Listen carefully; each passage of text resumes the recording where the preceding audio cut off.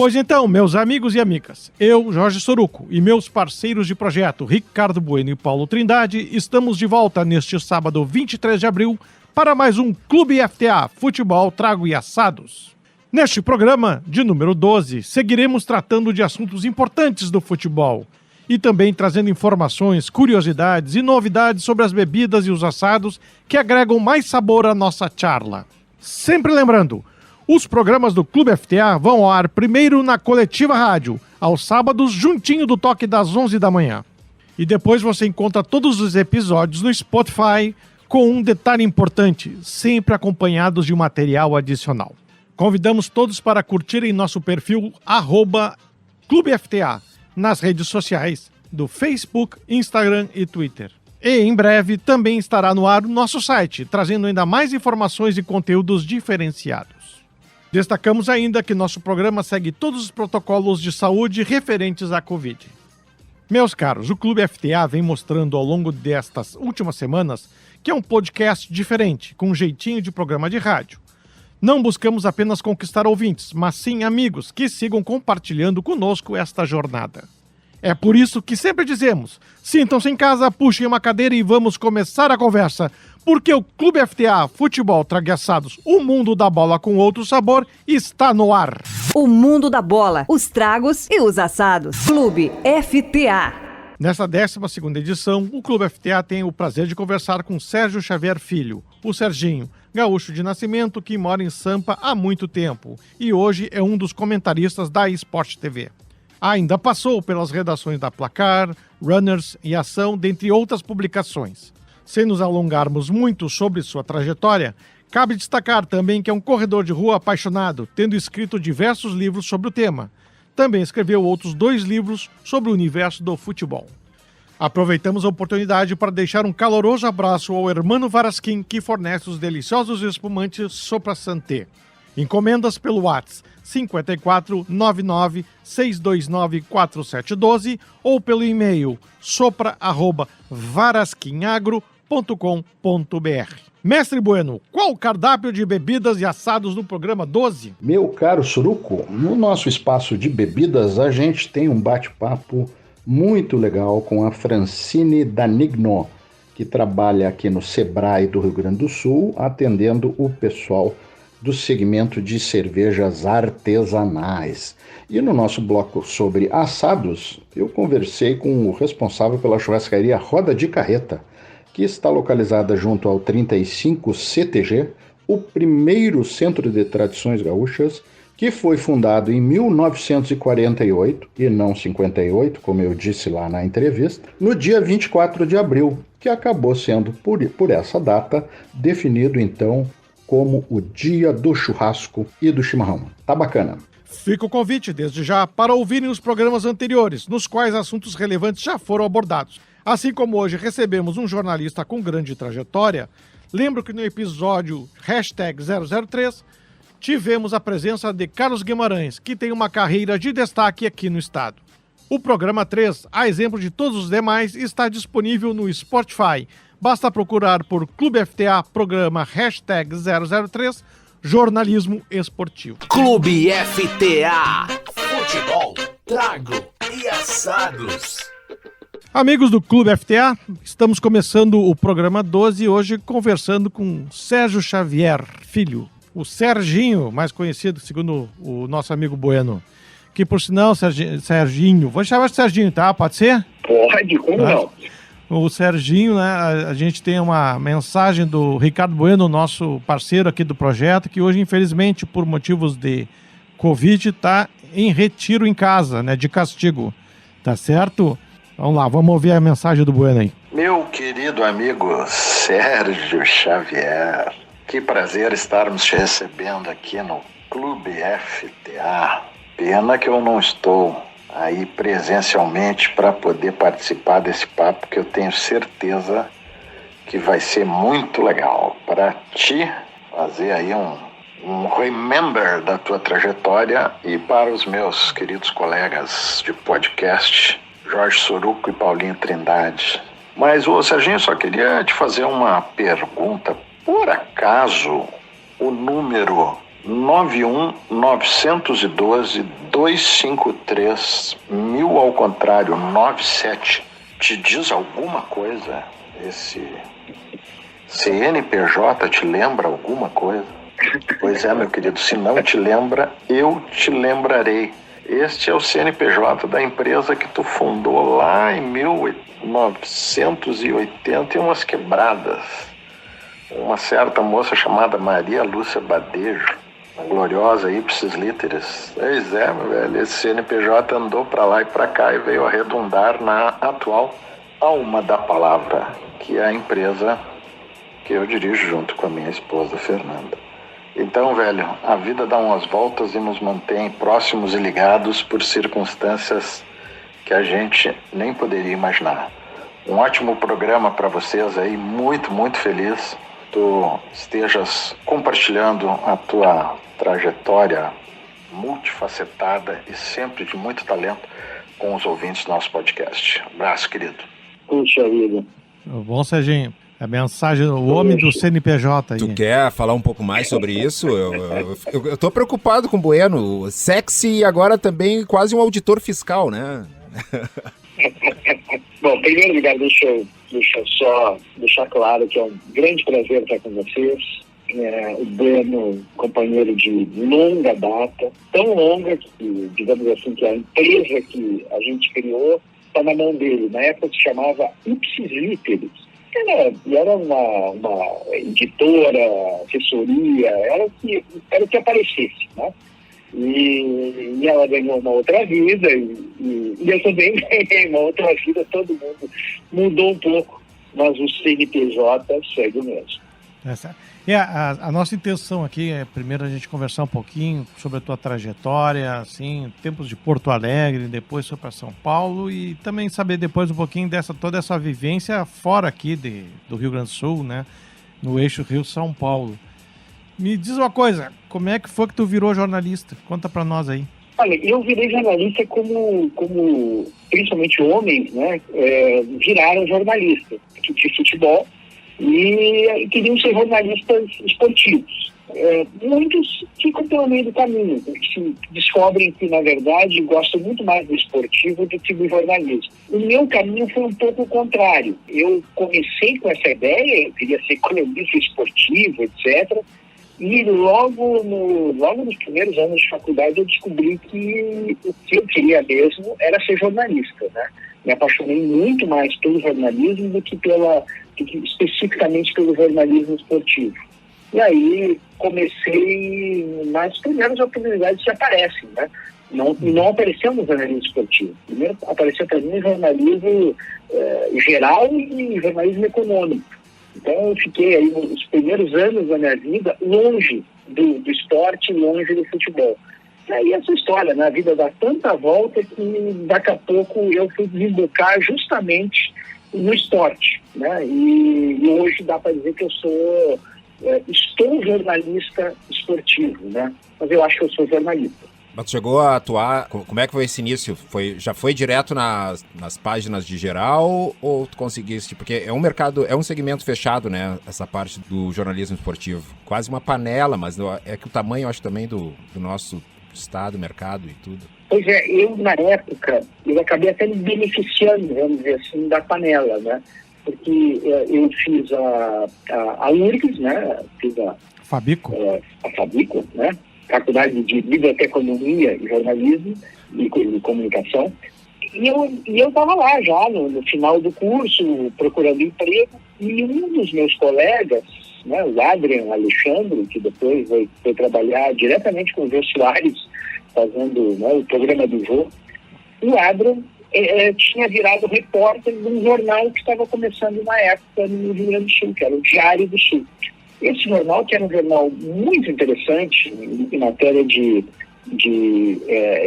ideias e ambições, era um jornal que queria fazer textos mais profundos, era um jornal que queria ser mais graficamente bonito, a gente dizia que era um jornal arrevistável na época, era um jornal que todo jornalista gostaria de trabalhar. E o Adrian era estagiário desse jornal e ele estava se formou um pouquinho, 6 meses antes que eu. E aí o Adrien, para virar repórter, ele tinha que arranjar rapidamente um estagiário, né? E lembrou de mim, né? Então eu acabei entrando, digamos assim, uma panelinha, entre aspas, né? E entrei como estagiário no jornal, logo depois me formei, logo depois virei repórter e trabalhei os 2 anos de existência desse jornal, que acabou fechando, falindo, né?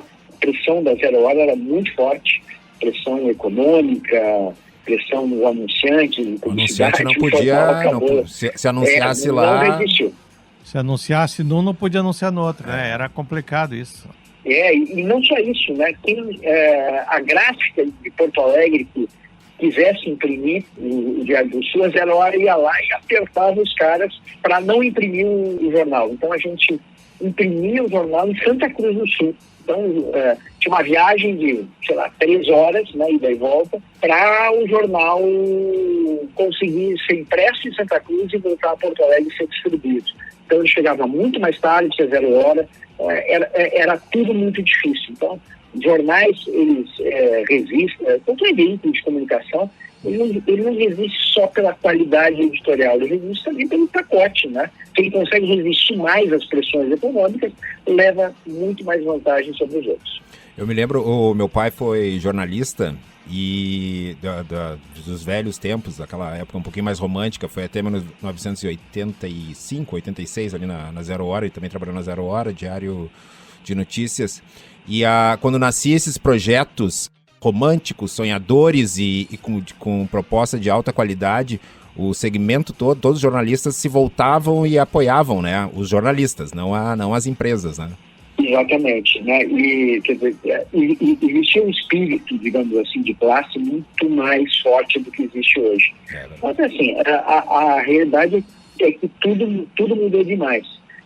Então, eu comecei trabalhando no Diário do Sul, não exatamente na página do geral. A primeira vaga que tinha era uma editoria que chamava Projetos Especiais. Então, o jornal queria ganhar prêmios, então ele fazia grandes reportagens sobre um determinado assunto, né? Sistema prisional, acidentes de carro, alcoolismo, né? E eu acabei entrando nesse pedaço. Foi uma barbada, né? Porque a gente tinha tempo para se aprofundar nas matérias e as companhias ali, né? Eu, garoto, começando, eu estava trabalhando com grandes jornalistas, né? Que acabaram me ensinando muito. Dá para dizer tranquilamente, os 2 anos de Diário do Sul me ensinaram bem mais do que todos os anos de faculdade, né? Aquilo lá foi mestrado, doutorado, né? Porque os caras eram muito bons. Serginho, a gente vai querer saber agora como é que tu foi parar em São Paulo, no centro do país, tá? A gente só vai fazer uma paradinha e já voltamos para um segundo bloco, onde tu vai nos contar como é que tu foi a tua chegada em São Paulo, no centro do Brasil aí, tá bom? Já voltamos. Maravilha. Agora é hora da dica pro seu assado no Clube FTA.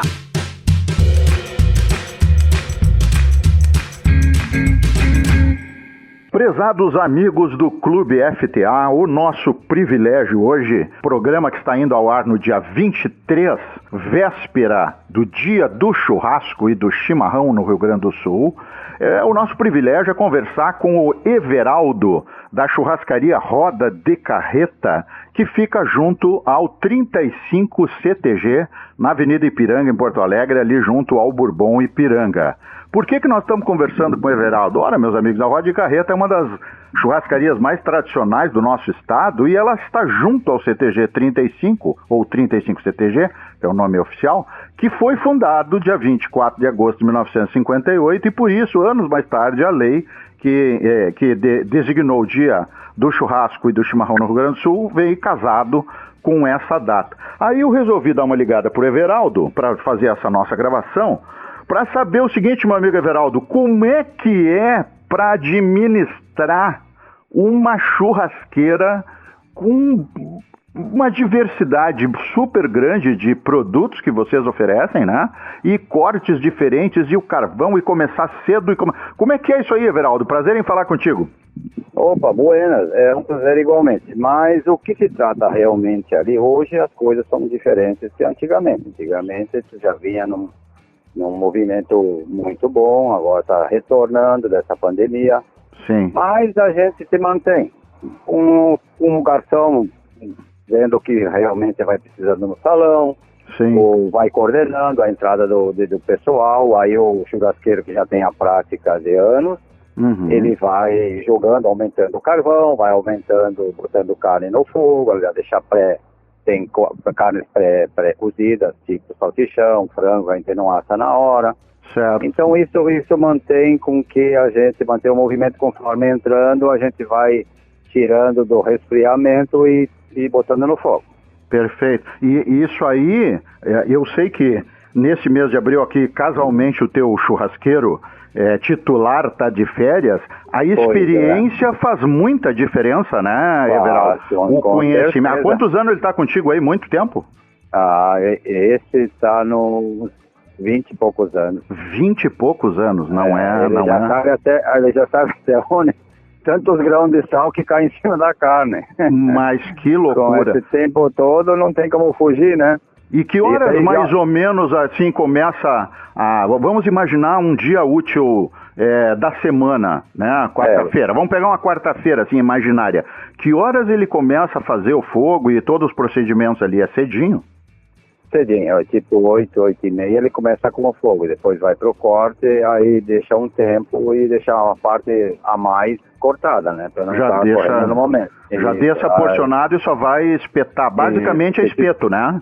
É isso. Se tu tiver uma reserva, já também automaticamente já deixa pré-prontas, né? Se tiver um grupo grande que vai chegar com, sei lá, um ônibus com 30 elementos, vocês já sabem mais ou menos... Por causa do turismo, né? Certo. Isso, então tu já te prepara um pouco mais. No domingo, que é o dia mais que é um pouco mais movimentado, ele automaticamente começa bem mais cedo.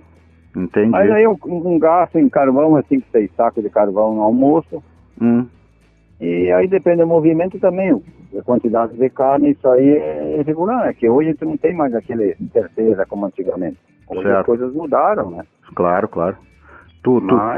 Mas assim, basicamente, tu dirias que houve claro, o impacto da pandemia todo mundo conhece, mas vocês assim percebem, ainda que o teu local seja muito turístico, mas de alguma maneira dá para perceber que o público diminuiu a coisa de comer carne de gado e come outras, prefere comer outras coisas defumadas.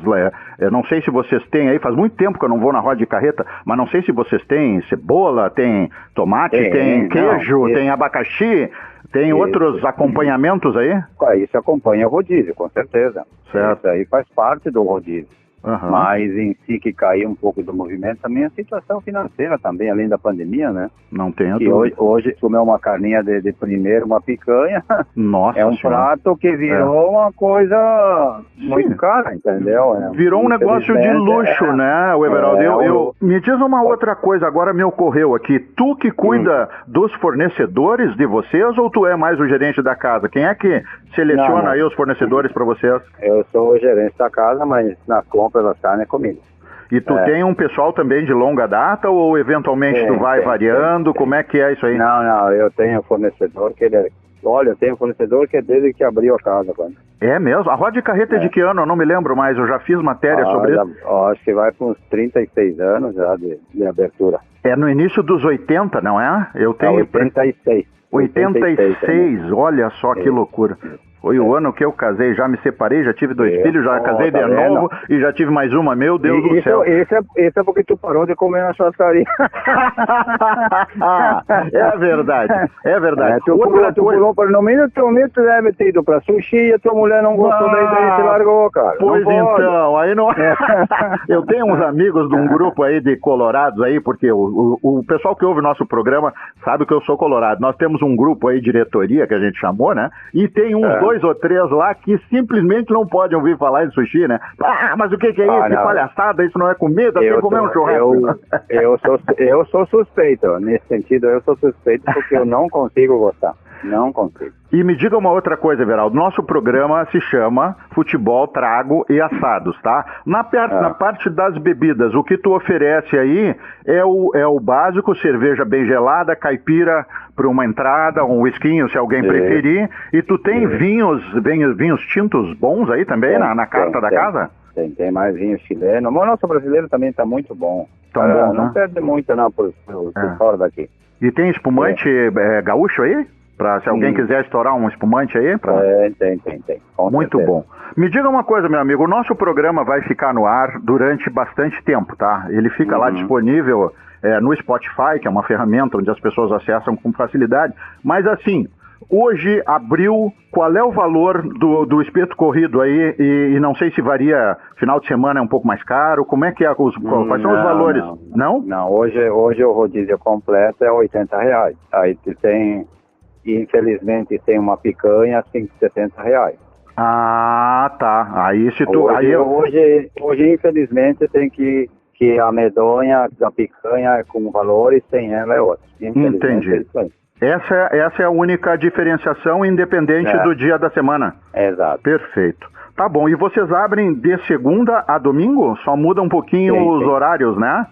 Exatamente. Mas tem almoço e tem jantar e também tem que procurar o pessoal se informar os dias que tem shows, né? Tem alguma apresentação, aquela típica, danças e bolhadeira e tudo mais, né? Exatamente. Tá bueno. Everaldo, eu te agradeço muito a atenção, a tua gentileza de conversar conosco. Isso, foi um prazer. Nós desejamos aí que as coisas melhorem para vocês, porque eu sei que a pandemia está complicando a nossa vida. O nosso churrasco a gente não pode abrir mão e nada como, né, todo mundo gosta de fazer churrasco em casa, mas nada como o conforto de ir num espeto corrido de alta qualidade, ser bem atendido, bem tranquilo, pega um Uber, vai para casa depois de tomar umas e tá tudo certo, né? É verdade, com certeza. Tem que bebe com moderação e come sem nenhuma moderação.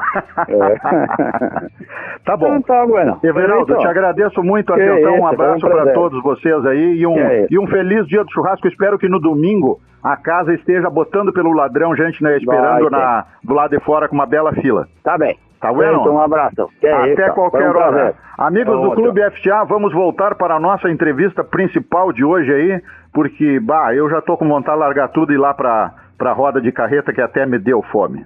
Melhor que senão tu vai acabar se separando de novo. Um abraço, Everaldo. Até a próxima. Tchau. Você está ouvindo Clube FTA. Estamos de volta nesse papo com o Sérgio Xavier Filho, o Serginho, contando um pouco sobre a sua trajetória no jornalismo. Primeiro nos falou aqui dos primórdios no Rio Grande do Sul e agora vai nos contar como é que foi a sua ida, como é que acabou parando no centro do Brasil. Como é que foi esse desembarque, em que ano aconteceu? Conta para nós aí.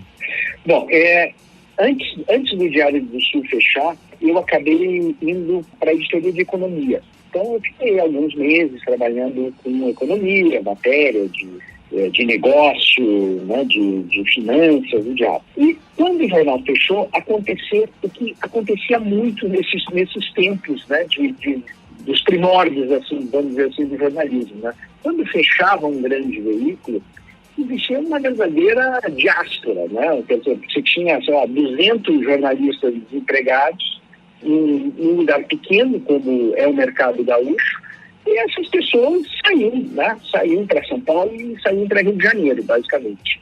E a minha chefe, então, né, que chamava Cristina Brentano, que era a editora de economia, foi para São Paulo. Foi trabalhar, ela muito boa, né? Foi trabalhar com o Luiz Nassif, num projeto que ele tinha, que era a agência Dinheiro Vivo. Lá pelas tantas, a Cristina precisava de alguém. E eu lembro que na quarta-feira ela me liga, dizendo, olha, eu tenho uma vaga aqui, quer vir? E aí eu disse, amanhã eu te respondo, né? Aí pensei, mudar de cidade, né? E ela precisava logo, né?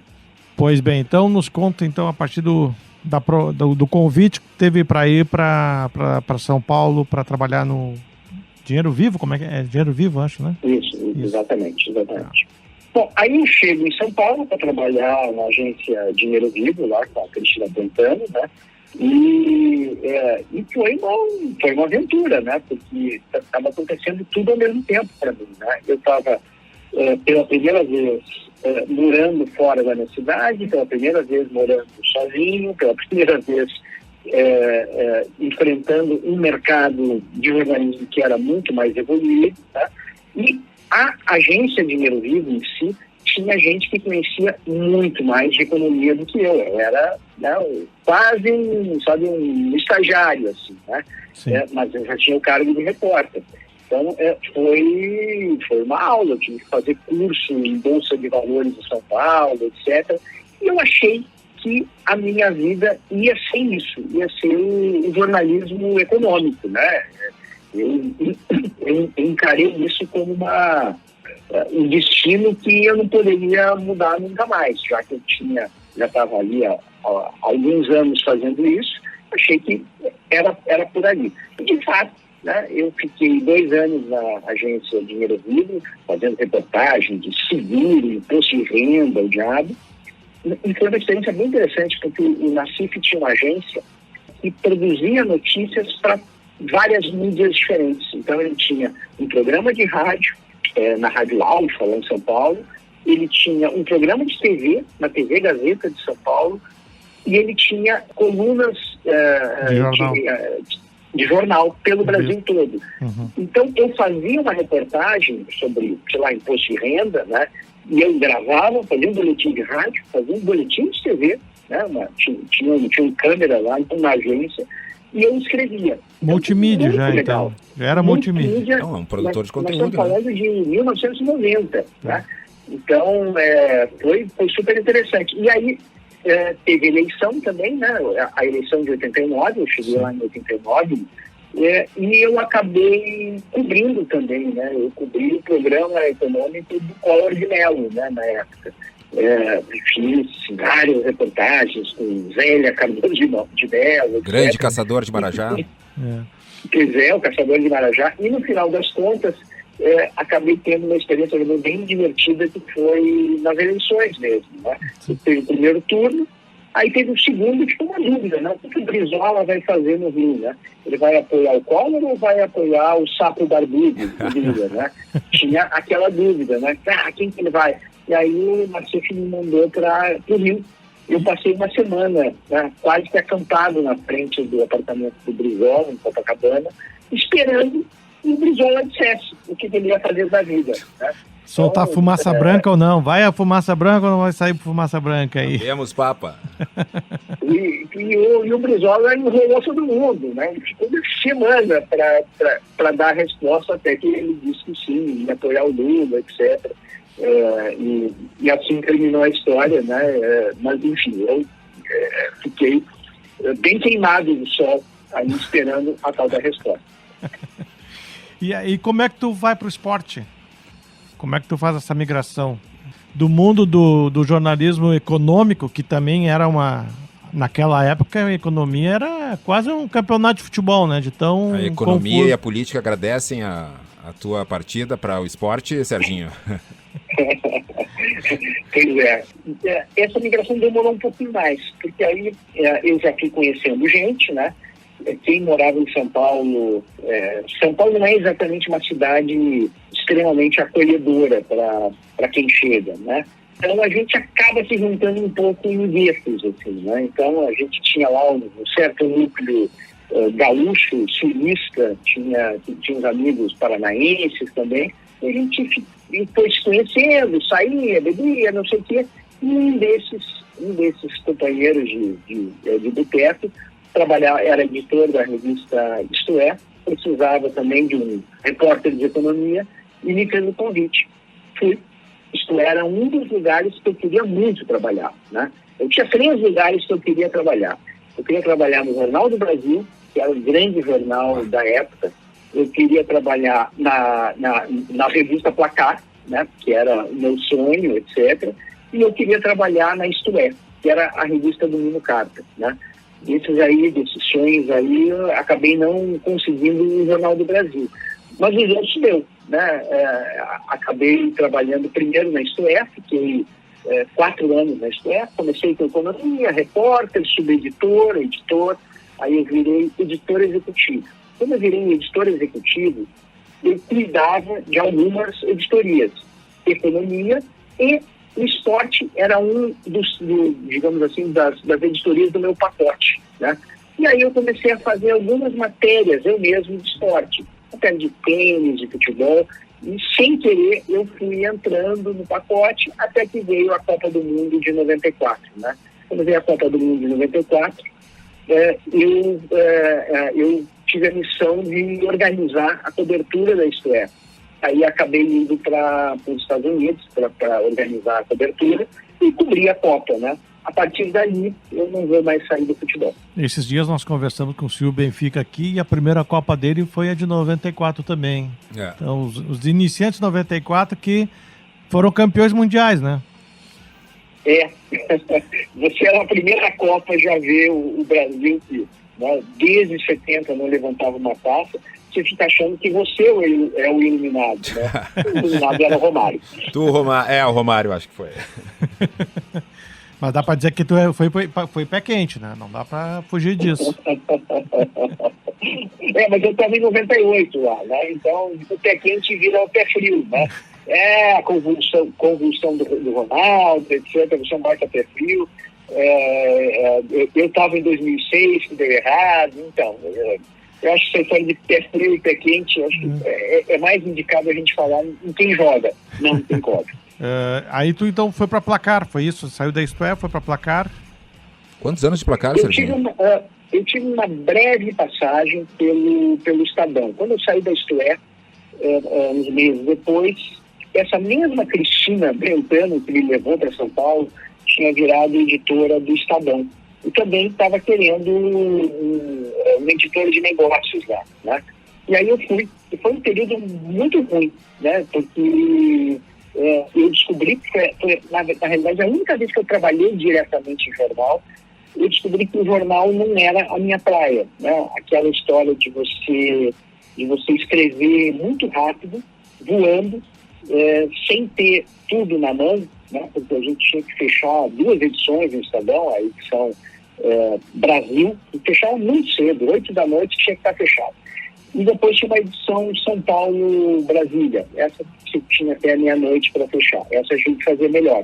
Mas a primeira edição era um lixo, né? Porque a gente não conseguia aglutinar direito as matérias, o jornal ficava realmente muito ruim, né? Para quem entendia de um pouco de jornalismo ali, né? Então isso me frustrava muito.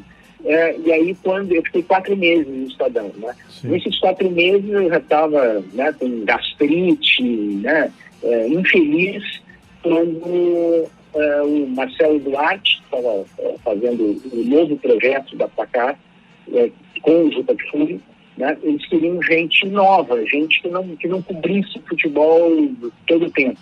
E aí eles acabaram me convidando para ser editora da Placar, né? Eu fui na hora, né?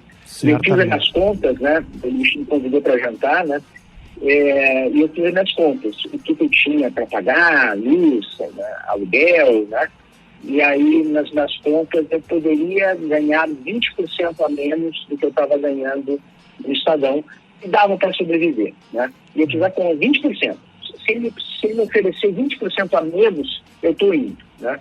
E aí ele chegou, né? Eu perguntou quanto eu ganhava, né? E aí ele disse assim, olha, eu tenho 20%, né? Eu quase perguntei, a mais ou a menos, né? Era a mais, né? Então eu ainda fui ganhando 20% a mais. Ganhar mais para fazer o que é. Aí é perfeito, né? Só para evitar a gastrite. Boa. Certo. Vamos conversar sobre o Serginho, jornalista esportivo, no próximo bloco, né, o Paulinho? Vamos, ele também é corredor, não sabia dessa parte? Também vai nos contar um pouquinho A gente viu que tu correu na carreira, né? Parece que tu corre também nas ruas, né? É isso aí. Tá certo, já voltamos. Clube FTA. Hora de falar de trago. Prezados amigos e amigas do Clube FTA, a nossa convidada de hoje para o bloco de bebidas é uma pessoa muito legal que eu conheci há alguns anos atrás, quando ela ainda não era a famosa mãe da Elisa. Eu estou falando da Francine Danigno, do Sebrae, aqui do Rio Grande do Sul, a moça que trabalha lá na área de relacionamento com o cliente e com o segmento de alimentos e bebidas. E ela sabe tudo e um pouquinho mais sobre cervejas artesanais, até porque lá no perfil dela no Facebook, inclusive, ela coloca isso, que ela é uma apreciadora das boas cervejas artesanais. A Francine, meus queridos, só para vocês terem uma ideia, eu peguei aqui um breve depoimento do meu amigo Matheus Ledesma, lá da Brasserie 35, que fica em Turuçu e produz a maravilhosa cerveja Zós. Diz o Matheus assim: a Francine é uma profissional fantástica.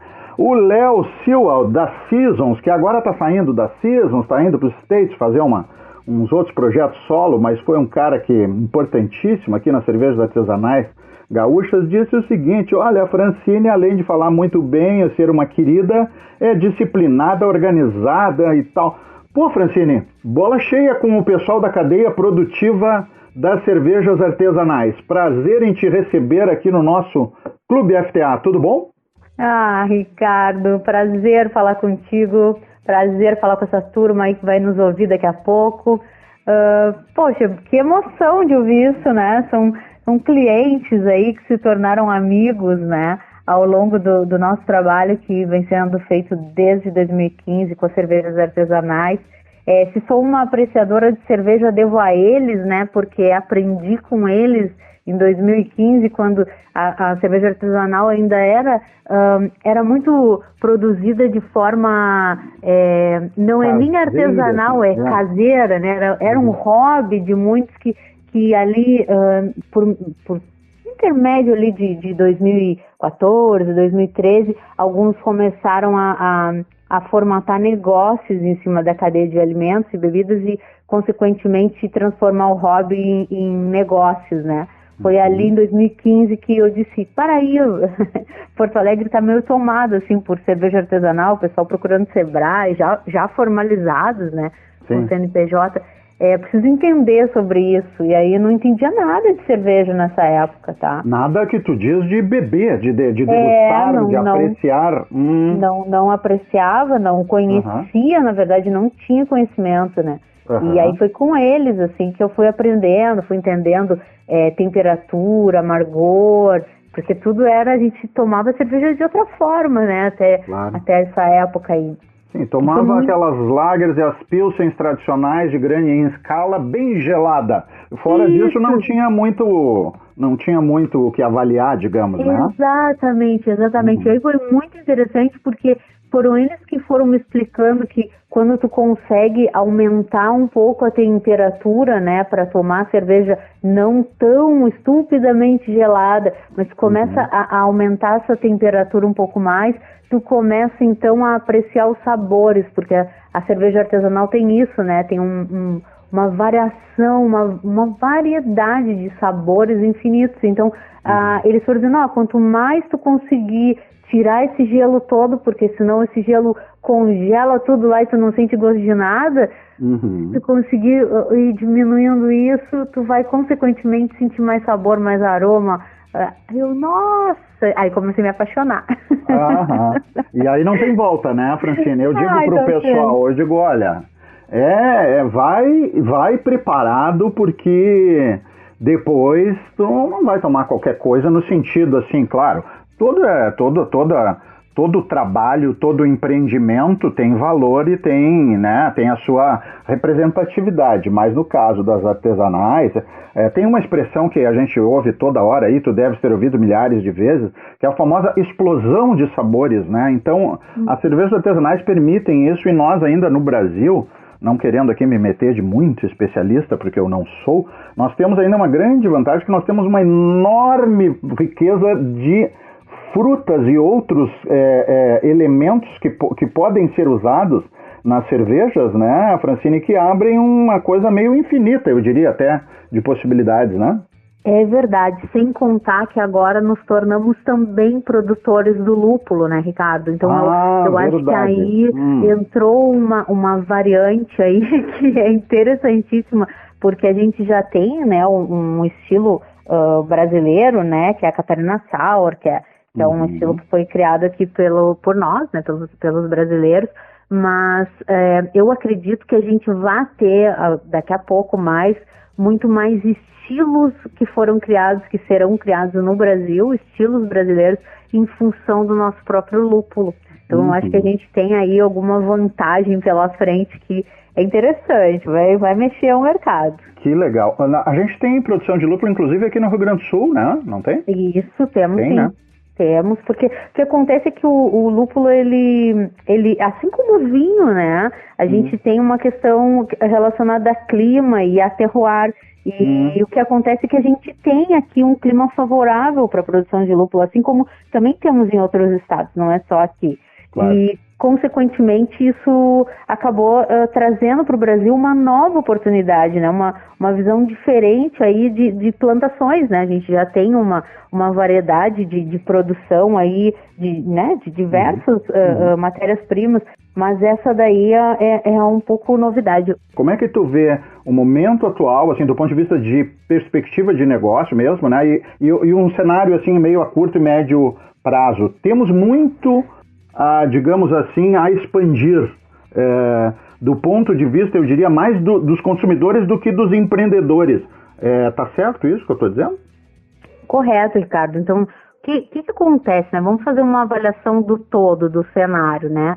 A gente teve um número de cervejarias crescente, né, desse período aí para cá, e, consequentemente, o público final, ele não acompanhou a quantidade de novas cervejarias que entraram no mercado. A gente está falando de gaúchos, mas a gente pode falar, né, de vários outros estados que tem uma produção grande como a nossa, né? A gente já esteve em primeiro lugar aí no número de fábricas, né? No número de cervejarias. Agora nós já não somos mais, nós já fomos ultrapassados, né? São Paulo já nos ultrapassou, mas enfim, independente disso, né? A gente tem que olhar para o público consumidor. Então, esse público, eu tenho certeza que ele aumentou, a gente tem dados disso que ele aumentou, né? Porque a fatia de mercado antes era de 1%, então um share de mercado de 1% é muito pequeno, hoje não estamos mais em 1%, tá? Então, mas ainda é muito pequena. E vamos lá, esse trabalho de aumento de share, ele se deve exclusivamente às cervejarias, porque foram esses pequenos negócios participando de festivais, ganhando medalhas e, consequentemente, atiçando a curiosidade das pessoas em relação a essa cerveja com medalhas premiadas, né, em festivais até internacionais aqui. A gente é bem famoso aqui no Rio Grande do Sul de conseguir aí atingir muitas medalhas, né, em festivais. Então, consequentemente, isso chamou a atenção das pessoas, mas isso ainda não é o suficiente para que as pessoas passem a trocar, né, uma cerveja de larga escala por uma cerveja artesanal.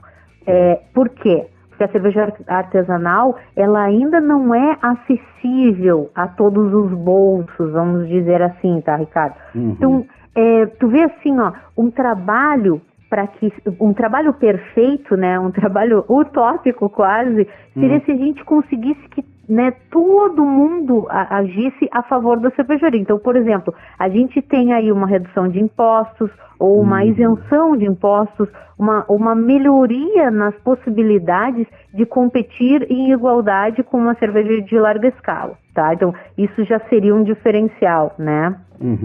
A possibilidade da gente estar em diversos locais, né, os restaurantes, os bares, os brewpubs, trabalhando com a cerveja artesanal local e inclusive atendendo aí uma tendência de mercado mundial em alimentos e bebidas, que é de tu trazer para o teu local de trabalho, né, no caso o restaurante, o bar, os produtos que são de cidades próximas ou até mesmo da tua cidade, não fazendo o alimento ou a bebida viajar muito, e sim ser de um parceiro local. Se todo mundo passasse a trabalhar de forma local, com produtores locais, se a gente tem aí uma possibilidade de melhora em relação a impostos. E aí, por último, né, se a gente tem uma boa empregabilidade no país e as pessoas então têm renda disponível, porque o aumento de renda, consequentemente, ajuda muito nessa questão que hoje a gente não tem um preço igual, né? Não tem como ter um preço igual. Uma cerveja produzida em larga escala, o nome já diz, ela é larga escala, ela tem os custos diluídos nessa larga escala. A cerveja artesanal não, é pequena e tal, então não consegue competir em pé de igualdade. Consequentemente, se a gente tem pessoas com renda, se a gente tem pessoas empregadas, a gente consegue que as pessoas experimentem, que as pessoas comprem, que as pessoas experienciem, tá? Então, tu vê que é uma roda, né? Francine, é o seguinte, então queria te agradecer muito pela tua participação conosco, espero que a gente possa em breve se encontrar por aí, degustando alguma cerveja artesanal, entre tantas maravilhosas que nós temos aqui na capital e no interior também, né? E manda um beijo, por favor, que nós todos do FTA mandamos para a Elisa e para o teu maridão. E espero que a gente se cruze pessoalmente em breve, tá bom, garota? Fechado, Ricardo. Um abraço para ti, abração para todos.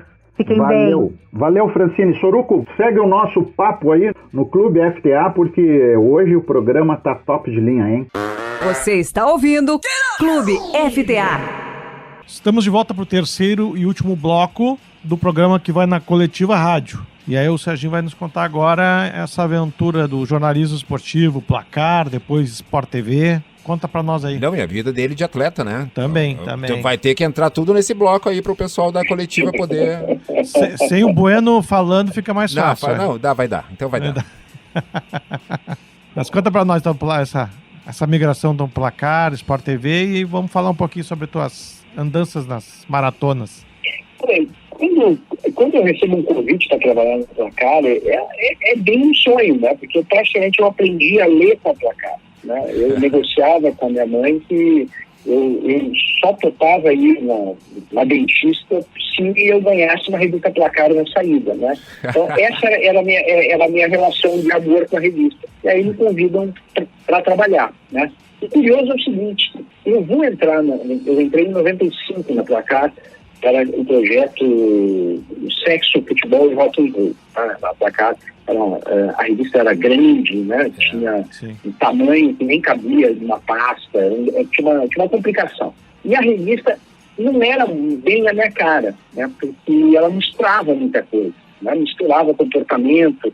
Eu não sentia muita vontade com aquele projeto. E aquele projeto, ele foi muito importante porque ele captou novos leitores, e a revista vendeu bastante, era uma revista cara, mas ela vendia bastante. E logo depois, o projeto foi, digamos assim, a Placar foi voltando a ser o que sempre foi, uma revista muito mais de futebol do que qualquer outra coisa, né? E aos poucos eu fui, digamos assim, ficando muito mais à vontade, né?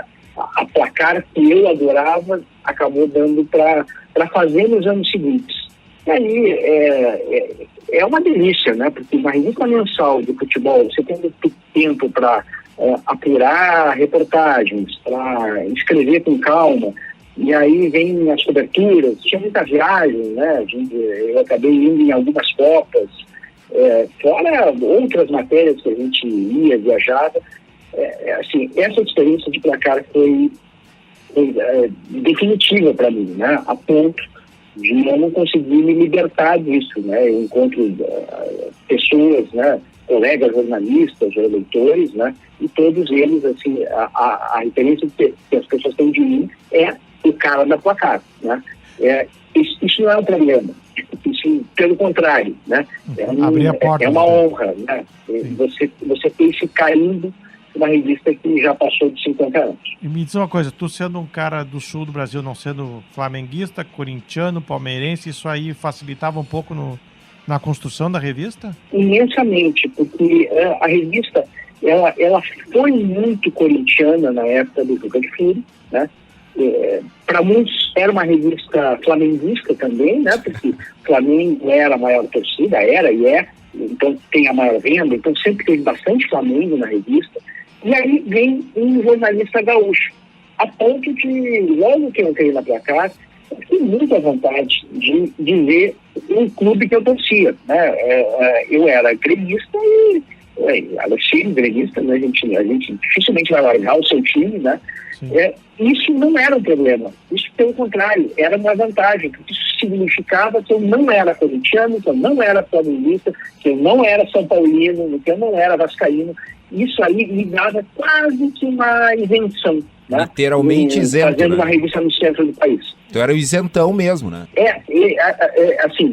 Evidentemente, né, gremistas e colorados, né, não veem essa isenção, mas é só uma parte. Pro resto do Brasil, eu acabei ficando um pouco mais com uma pecha de isento, né? E aí eu virei uma raridade. São poucos jornalistas esportivos que admitem o clube que torceram quando criança. Depois você não pode mais torcer, né? Essa é a verdade. Depois você tem que buscar a isenção, né? Que é quase que utópica, né? Porque a gente nunca é isento em nada, né? A gente sempre precisa, de uma certa forma, essa opinião prévia, né? Você tem uma relação diferente, não tem jeito, mas você busca fazer diferente, né? Então é uma perseguição mesmo, uma perseguição de um objetivo e se tenta conseguir. Serginho, eu morei em São Paulo, tá? No período de 2010, ali eu sou colorado e vivi, né, a rivalidade, com intensidade essa rivalidade. E quando eu vou para São Paulo e passo a olhar para Inter e Grêmio, eu fico inevitável tu fazer comparações com os times de São Paulo, principalmente o Rio ali também, mas principalmente a força financeira e política dos times de São Paulo. Aí eu me percebi que tanto o Inter quanto o Grêmio fizeram grandes campeonatos, foram conquistas literalmente históricas em relação aos outros times do país, principalmente desse eixo aí, São Paulo e Rio. E quando eu volto para Porto Alegre, eu volto com um outro olhar, assim, uma outra visão, com um outro sentimento, menos rivalidade e mais apreciação pelo nosso futebol. Eu venho de São Paulo, da Editora Abril, para Gaúcha. E ali tu também, né, não existe um time, né, existe todo mundo torcendo para que o futebol gaúcho como um todo se dê bem, porque aquilo é audiência. Como é que foi para ti ter essa visão e qual é a tua visão hoje em relação a Inter e Grêmio? Eu acho que quando você sai do teu gueto, né, você acaba vendo que a rivalidade regional ela é exatamente o que é, né, a rivalidade regional. Né, não é algo tão grande, tão enorme que faça você ficar numa bolha. Morando em São Paulo, a gente acaba vendo, né, dentro de camarote, digamos assim, a rivalidade dos outros, né? Corintiano versus palmeirense, versus São Paulino, versus vai para o Rio, né? Vascaíno querendo pegar, né, tricolor e rubro-negro. E aí você começa a olhar um pouco mais de cima. Eu acho que o sair da aldeia te faz ver um pouco, né, mais de cima esse tipo de perda de tempo, no final das contas, né? Porque uma coisa é essa rivalidade de brincar, etc. Outra coisa é a rivalidade que cega, né? Que faz você achar que o outro não tem mérito, etc. Né? Eu pego um exemplo, né, no meu caso, que é o Falcão. O Falcão era um cara que tinha uma certa raiva dele, né? Porque ele era o cara que ganhava do Grêmio, basicamente, né? E aí, passou um tempo, o Falcão até virou colunista da Placar, e aos poucos eu fui aprendendo a admirar o futebol dele. Então, isso eu acho que faz parte um pouco do amadurecimento esportivo. É inevitável. Ainda mais para quem quiser trabalhar nessa área. Quem quiser trabalhar nessa área precisa se libertar dessa rivalidade regional. Serginho, em termos de coletiva, nós vamos ter que terminar por aqui. Então eu vou te agradecer agora, uma primeira vez, pela tua participação conosco aqui na Coletiva Rádio. E um quarto bloco a gente vai gravar logo adiante e vai aí ao ar pelo Spotify. Tá certo? Tá. Te agradeço aqui nesse primeiro momento, mas a gente volta daqui um pouquinho. Até porque eu quero saber do Serginho Corredor. Não acredito nisso. Bom. Futebol, trago e assados. Clube FTA. Vamos começar agora a conversa do quarto bloco com o Sérgio Xavier Filho, contando um pouco agora sobre essa trajetória de rádio e televisão, e depois o runner Serginho também, né? Vamos saber um pouquinho desse papaléguas aí. Eu acho que é o comentarista mais bonito da TV brasileira hoje.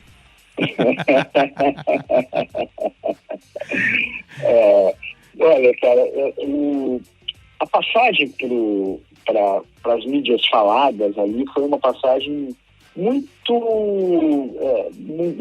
cômoda para mim, porque não teve trauma. Eu fiquei como editor da Placar até 99 eu virei diretor da Placar, né? E como diretor da maior revista de futebol do Brasil, você acaba sendo convidado para participar de programa, de rádio, TV. E você participar como convidado é sempre uma barbada, né? Sim. E você não tem responsabilidade. Você está falando só, né? Se você se comunica razoavelmente, está tudo certo. E né? vai se ambientando, né, com as mídias, né? Vai se ambientando. Exatamente. Você não vai se assustando com o poderio, principalmente da televisão, né? Aí você participa de um, participa de outro, aí daqui a pouco o pessoal da Band News estava começando, eles resolveram fazer um programa na Band News que seria Placar na Band News, né? Era uma parceria interessante, né? Levava a cada dia alguém da Placar, ou por telefone mesmo, né? E fazia uma espécie de um boletim, né, especializado, né?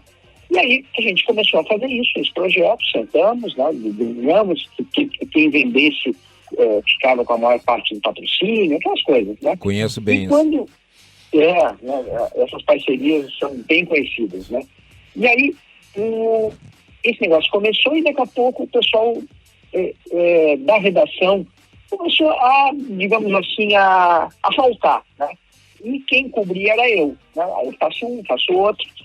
Quando eu vi, eu já estava fazendo a maior parte dos dias, né? Até um ponto que o pessoal da Band News falou e, olha, é o seguinte, na verdade a gente está aprendendo que não existe uma marca dentro de uma rádio. O que existe são pessoas, né? O ouvinte não vai se acostumar com a Placar, vai se acostumar com alguém, né, que tem nome, sobrenome, etc. E como eu estava fazendo mais, eu acabei ficando. Aí fiquei, daqui a pouco eles começaram a transmitir jogos de futebol e me convidaram para ser comentarista, né? E eu comecei. Em paralelo, vem o esporte interativo. Eles compram os campeonatos europeus, Liga dos Campeões, italiano, espanhol, e eles queriam também renovar, né, botar comentaristas diferentes, né? E aí um deles, um dos donos do esporte interativo, me conhecia e me convidou, disse, olha, TV não é comigo, né? Eu nunca fiz isso, não, mas você tira de letra, não sei o quê. E aí eu comecei a fazer paralelo a Placar, Band News e também esses comentários na Bandeirantes, que detinha os campeonatos de fora, né? E ali trabalhei com o Sandro Vale, com o Mário Sérgio Ponte de Pai, que era comentarista também, Leivinha, foi muito interessante, né? A gente foi aprendendo. Então, essa foi, digamos assim, a minha entrada no mundo das mídias eletrônicas. E como é que tu está hoje na Sport TV? Na minha percepção, né, até porque eu te tenho como a Placar, demorou para perder esse rótulo da Placar para tu ser um comentarista da Sport TV, mas eu já consigo te ver como comentarista. Mas como é que é o teu dia a dia? Como é que tu tá à vontade com o grupo? Que é muita experiência ali, né? Muita gente de futebol mesmo que jogou, jogadores também tem esse cruzamento. Isso também foi um jeito muito, muito tranquilo de entrada, né? Porque antes deles me convidarem para ser funcionário, né, do Sport TV, funcionário do Globo, eu passei a ser convidado, né, sistematicamente para participar de programas, de redação Sport TV, no primeiro momento, depois veio Seleção. E esses convites também, eles vão te ambientando. Então, aos pouquinhos eu ia para lá, vários companheiros que trabalham no Sport TV trabalharam na Placar, né? Então, eu tinha isso. E tinha também antes feito mais ou menos a mesma coisa com participações em programas da ESPN, né? Então, eu já estava lá dentro. Quando eu percebi, né, veio um convite, né? O convite, eu entrei em 2016, um pouquinho antes das Olimpíadas, e já são 6 anos, né? São 6 anos trabalhando como contratado, tá? Foi algo que eu praticamente não percebi, né? A mudança de mídia, né? O que eu percebi foi a mudança de responsabilidade, isso sim, né? Porque desde 99, 2000, antes até 97, 98, eu comandava a Placar ali e eu gerenciava pessoas, né? E agora eu não gerencio ninguém, né? Eu sou um gerenciado, né? Isso é uma delícia, né? Se quiser se preocupar com a vida dos outros, daí se preocupar com a minha. Isso é muito bom, é a parte boa. Cara, nós temos grande chance, então, do Serginho vir a trabalhar conosco, é isso? Porque onde ele passa, ele fica. Quantas carteiras de trabalho tu tem, Tchê? Tem umas 2 carteiras mesmo. E o corredor Serginho, ele começou quando isso? Aqui em Porto Alegre ainda? Onde é que tu te criou aqui em Porto Alegre, até, aproveitando? Eu sou um guri de Petrópolis, né? É ali que eu tive 3 casas em Petrópolis, né? Protásio Alves, Barão do Amazonas, depois eu fui para as Três Fogueiras. E aí como quase todo mundo, né, que começa a correr, o meu processo foi parecido, né? A gente entra na faculdade, para de jogar futebol, começa a trabalhar, tem menos tempo, engorda, né? E, poxa, eu preciso perder esse peso. E aí eu fui perder esse peso correndo. Quando eu comecei a correr, descobri que era bem fácil perder o peso correndo, e comecei a gostar, né? Aí vem uma prova, 10 quilômetros, meia maratona, até o dia que, puxa, eu quero fazer uma maratona, né? E aí depois de fazer a primeira maratona, você não quer mais sair desse mundo, porque é um mundo, né? Um mundo muito sadio, divertido, você vai conhecendo pessoas e também vai se desafiando e ganhando o direito, inclusive, de sentar numa mesa de bar, né, e tomar mais um chopp, né? Porque você está gastando aquele chopp depois, você não vai ficar barrigudo, né? E eu estava na Placar, já comia, né? Quando a editora Abril resolveu trazer uma revista americana de corrida, que era o Runner's World, né? E essa revista é a maior revista de corrida do mundo, né? Precisava de um editor ali, né? E o pessoal da Abril, puxa, quem é que a gente vai chamar, não sei o quê. E aí eu levantei o dedinho, né? Dizendo, olha, se vocês quiserem me aceitarem, deixa que eu cuido da revista, cuido da Placar e dela também, né? Se me dão mais um editor e eu me viro, né? Eles acharam ótimo, né? Porque era alguém querendo resolver o problema. Porra. E eu achei fantástico, porque era a chance de eu aprender outra coisa também, né? Aprender uma revista de gringo, né? Que é um outro jeito de fazer,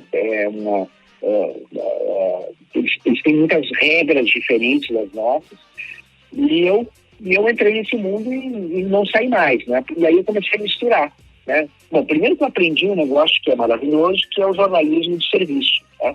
A gente está acostumado a fazer um jornalismo, né, convencional, que é você contar histórias dos outros, né? O jornalismo de serviço é você contar histórias que, no final das contas, são as mesmas histórias dos leitores, né? Sim. Isso vale para a revista de culinária, né?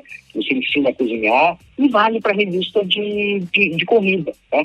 E você fica dando dicas. Então, o leitor não quer ver o ídolo, ele quer se ver na revista.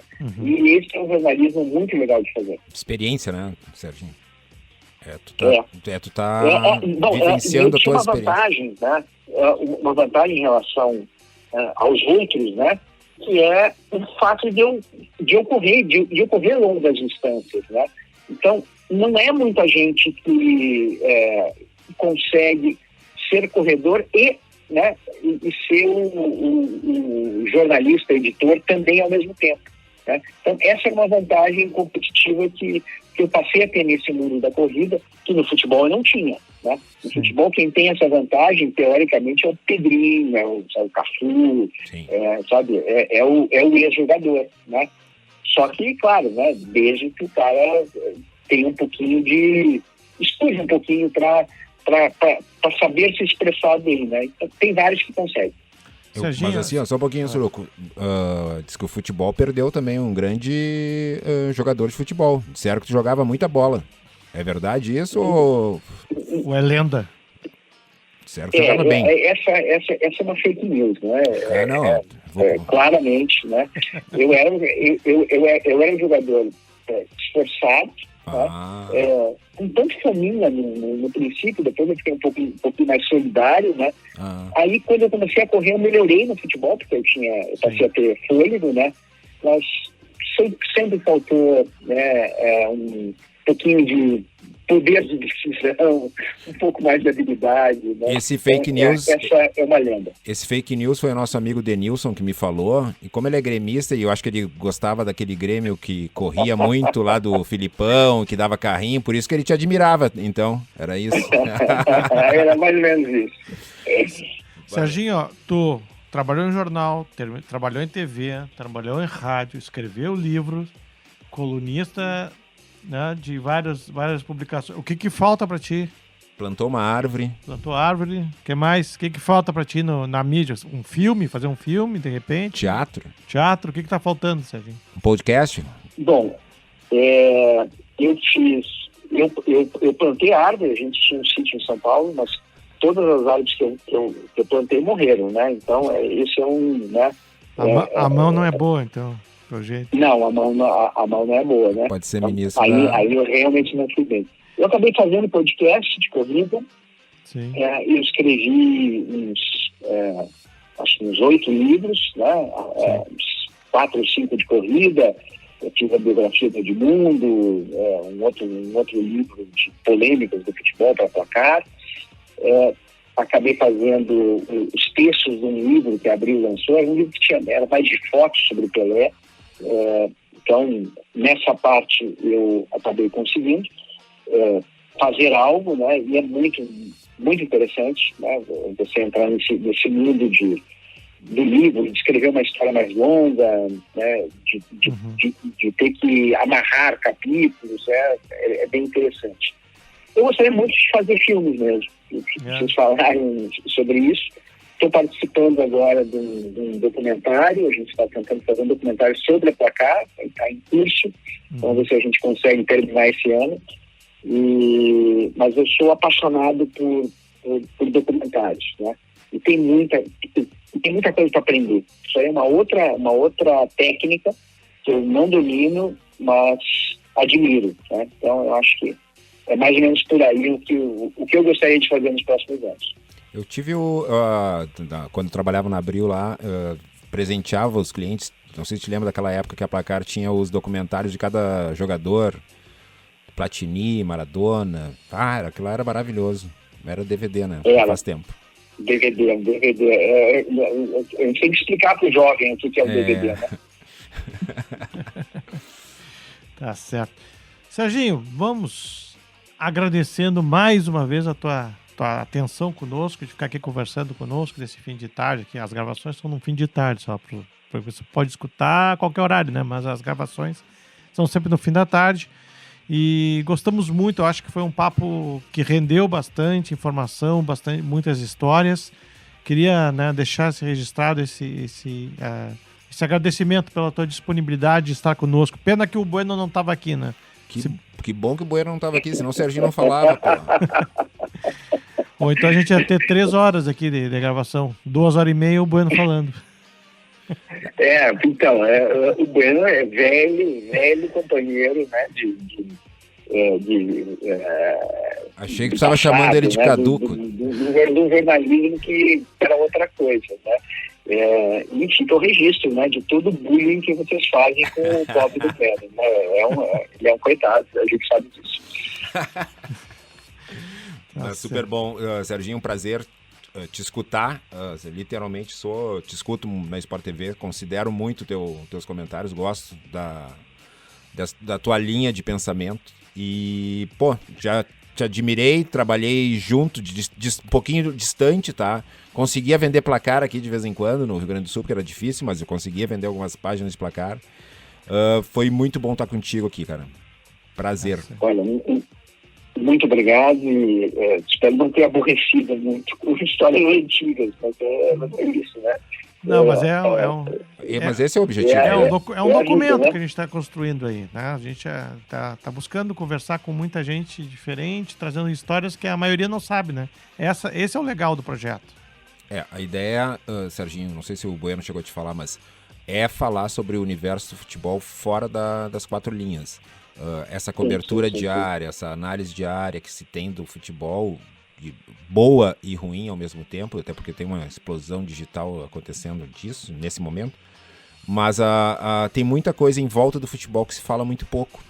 Então a gente está fazendo questão de estar trazendo esses vários elementos, aspectos, pessoas, tá? Eu acho que é importante o brasileiro e principalmente o gaúcho esquece a história rapidamente de pessoas que fizeram a nossa história. Eu tenho maior admiração pela Placar e eu tenho admiração por ti porque eu sei que era tu que fazia Placar. Então a gente tem que ter esse respeito com quem constrói a nossa história, querido. Muito obrigado. Mesmo. Valeu mesmo. Tá bom. Muito obrigado. Fica o nosso abraço do Clube FTA. Futebol Tragaçados. Como tu não está em Porto Alegre, não vai estar aqui conosco para o brinde espumante. Mas quando vier a Porto Alegre, fala com o Bueno e vamos combinar de tomar um espumante, fazer um assado junto, tá certo? Maravilha. Grande abraço para você. Tá bom, obrigado mesmo. Muito obrigado. Abraço. E assim vamos encerrando mais uma edição do nosso programa Clube FTA, Futebol, Trago e Assados, o programa número 12. Gostaríamos de lembrar do grande apoio dos vinhos Sopra, que fornecem os ótimos espumantes Sopra Santé para os brindes com os nossos convidados após as gravações. Encomendas pelo WhatsApp 5499-629-4712 ou pelo e-mail sopra@varasquinagro.com.br. Clube FTA, Futebol, Trago e Assados, o mundo da bola com outro sabor, volta semana que vem com seu programa número 13. Tchau! Você ouviu? Transmissão não autorizada. Bom, agora cheguei. Hoje tem Clube FTA. Deixa eu ir lá. Já vou ligar aqui. Serginho Xavier. Esse cara é bom, cara. Esse cara é o cara que fazia placar. Eu tenho um monte de placar aqui ainda em casa. A nega véia fica indignada, quer botar fora minhas placar, mas eu não deixo. Vou escutar. Ladies and gentlemen. Que legal a história do Serginho. Ô Suruco, gostei. Pô, o Serginho, gente boa, né? Ele parece um cara super tranquilo. Gremistão, ele? É isso mesmo, cara bom, o cara é gremista, ninguém pega no pé dele, tu vê, né? O cara vai morar fora, ninguém pega no pé do cara. Se fosse aqui, os caras já estavam malhando ele. O Serginho é meio zen, né? Eu acho que ele é meio zen, cara. Ele é muito calmo, super tranquilo, hein? Essas coisas eu não entendo, Clube FTA. Essas coisas de correr, meu. Como é que os caras gostam de correr, meu? Troço meio... eu não sei, cara. Pra mim, quem corre é cavalo no prado, velho. Essa história de ficar correndo sozinho, ela louca, assim, com esses troços, fazer maratona, pra quê, meu? Não, isso é coisa pra maluco, velho. Imagina se tá... Ô, Suruco! Cara, é legal porque o Serginho fala... Hoje não tem o Bueninho lá. Imagina se tá o Bueninho e o Serginho falando os dois. É programa de 4 horas, 5 horas. Suruco. Gostei desse papo do Bueno aí com esse chiru velho aí, cara. Ele não gosta de sushi. Eu até curto sushi, mas eu não tenho mais dinheiro pra fazer isso. A não ser quando dá umas corridinhas boas lá no aplicativo, eu consigo pegar alguma coisinha pra nega véia. Nega véia gosta de uns troços ali meio diferente. Cara... Cara, fiquei chateado com o Bueno pegar essa porcaria aí, meu. Ô, Bueninho, melhora logo aí pra tu voltar, cara. Eu gosto de ti, cara. Tu é primo daquele outro, né? Eu sei que tu é primo daquele, do gremistinho aquele. Mas, cara, nada a ver, meu. Tu vai melhorar e tu vai voltar aí logo, cara. Pô, faz falta no programa, Bueninho.